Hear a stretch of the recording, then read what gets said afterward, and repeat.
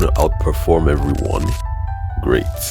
You want to make it big, achieve your dreams and reach your true potential, get a job offer from Pixar and get drafted by Mappa? Good. But let me tell you something. Most people just daydream and live below their potential. They're stuck in a cycle going nowhere. If you're serious about changing that, you need to attack art.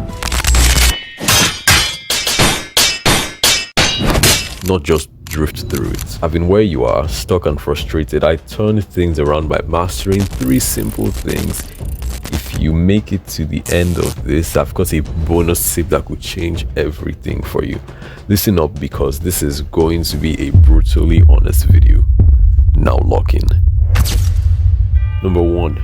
Consistency is king. Most people fail at art not because they don't try, but because they don't keep trying. They start strong but then fall off. Why? They don't understand that success requires a complete change in how you think and act. You're not failing because you're lazy or unmotivated to draw. You're failing because you don't stick with it. I used to be in the same shoes. I'd get all fired up, super productive for a while, and then boom, I'd crash. I'd wake up early, clean my desk, practice art every day, and feel like I was on top of the world. But then I'd slip up. One little thing would go wrong, like staying up late to watch a movie, and that would be the start of my downfall. And before I'd know it, I'd be back to my old unproductive self, wondering what actually went wrong. Here's the truth, bro. You can't afford even one slip up, not one. It's like a tiny tear in your shirt. Ignore it and the whole thing will eventually fall apart. You need to find that one weak spot in your routine and guard it like your life depends on it. Number 2, use boredom as fuel. Boredom isn't just your enemy, it's a tool. In fact, most people run from boredom by scrolling on their phones, TikTok, Instagram, WhatsApp statuses, or playing games. But here's the thing. If you let yourself be bored, sit with the boredom, it will reach a point when you'd rather do something productive than just sit there. I used to fill every boring moment with mindless distractions, but once I forced myself to sit with that uncomfortable feeling, I found the motivation to get things done.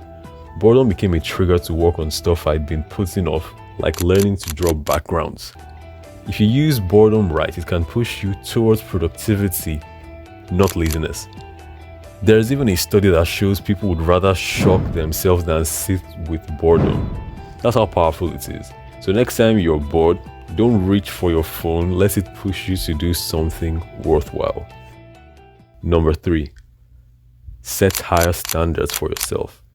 It's easy to stay where you are when your standards are low.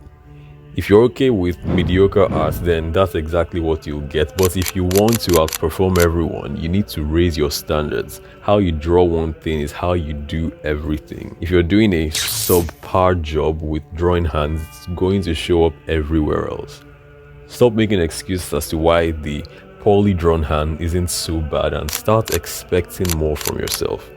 When you say higher standards, you stop relying on excuses and you start holding yourself accountable. This isn't about being hard on yourself, it's about wanting more from yourself in every area.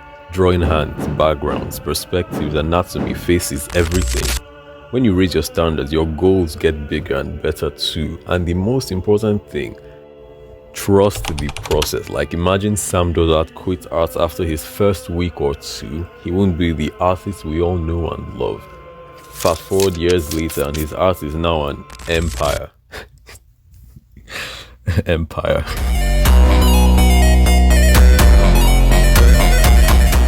As I was saying, you can be super consistent, push through boredom and set high goals for yourself, but if you don't believe in the process, all that hard work won't mean much.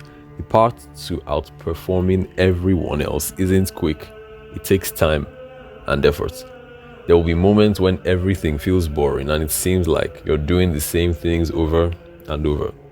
You'll face distractions, challenges, and people who doubt you. That's the fact. But the most important thing is that deep down you have the belief that your goal is worth it.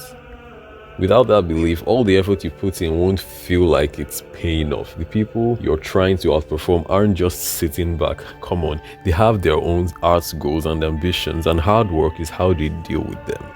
To outperform them, your motivation has to be just as strong or even stronger.